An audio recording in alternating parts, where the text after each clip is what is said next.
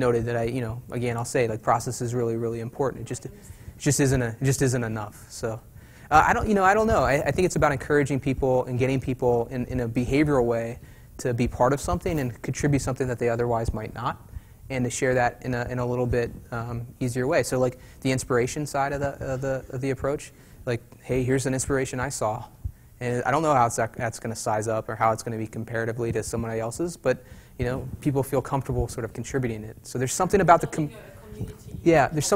and I think it's celebrating that, and there's behavioral things that we're doing. I know that there's some folks here that have worked on the platform and probably have a sense for that. Ryan? Yes. Hi. Hi. I'm sure you've worked with many clients. What makes a successful client? What, for you, who's going to be successful as a client?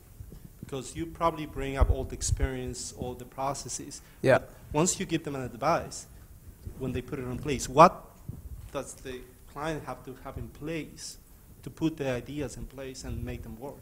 Yeah, I mean, I think the right type of constraint and framing is really helpful.